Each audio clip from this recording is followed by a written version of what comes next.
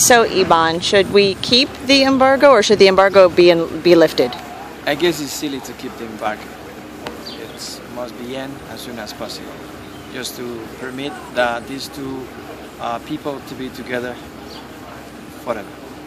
And what would change for you personally if the embargo was lifted? Well, many things will change in Cuba.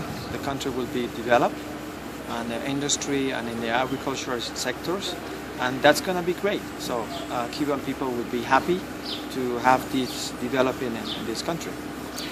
Do you know anyone here in Cuba that is in favor of keeping the embargo? No. Everyone wants it lifted? Yeah. Gracias, señor. So this is Senor David Gonzalez, and he is here from the Fuster Studios and Gallery. And Mr. Gonzalez, I am wondering, are you in favor of keeping the embargo or of seeing it lifted? Absolutely, of seeing it lifted. We've been thinking of that for the past 50 years, and it's very important for us. I mean, for the future of Cuba, I think we always knew that this would be crucial for our future development. For instance, right here, the type of work we do, it would be exposed to more Americans who would be coming over, more people would see this. I think it's something good for them and something good for us. And of course we will be maybe selling more, but just the possibility of having more exchange of people, we've seen new faces, more people to talk to, I think that's always important. And tell me again about the limitations on the work and what can be commissioned and cannot be commissioned. Exactly. I think because of the embargo, well, Americans could come and buy art here in Cuba. To a certain extent, I imagine, I don't know how much, but I think it's fairly big amount.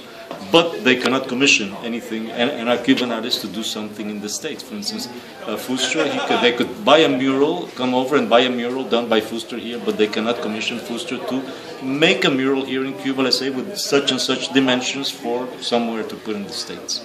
So his work is basically excluded outside of the States as far as commissioned pieces. Exactly. So he's done this in other places, in Latin America, in Europe, but none in the States.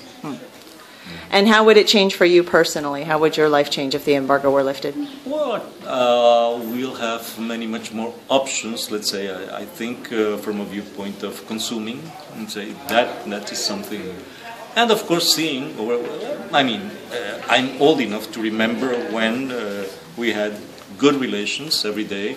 My family, we went from time to time over to the States, and we just took the ferry, put the car inside the ferry, we got to Key West, we went out. I was just remember the last time we came in the ferry to Cuba, those were the days, just the guy from customs, he comes, he just looks at our passport, he said, "What do you have in your trunk?" He said, "Our suitcases." "Okay, go." That's it. He didn't even open the trunk. And nowadays, to travel everywhere, it's we can't go back to those days. But at least we can have a lot more exchange, like we had in the past, and more interaction. Yeah, I think it's beneficial for both countries, actually.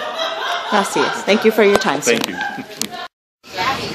Alicia, I would like to know your opinion on the embargo. Should we keep it, or is it something that should be lifted? So yesterday we received a very great news when we knew about Miss Roberta Jacobson asking the American Congress to lift the embargo, and it was great news for us.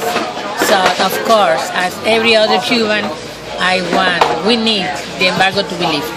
And how will your life change once it is lifted? How will you personally be affected? For example, I'm a journalist. And in this way, I'll have a better access to information and to internet connection, and so we can do a better work as communicators for Cubans and other people outside the world to make Cuba better known around the world. Wonderful. Thank you. You're welcome.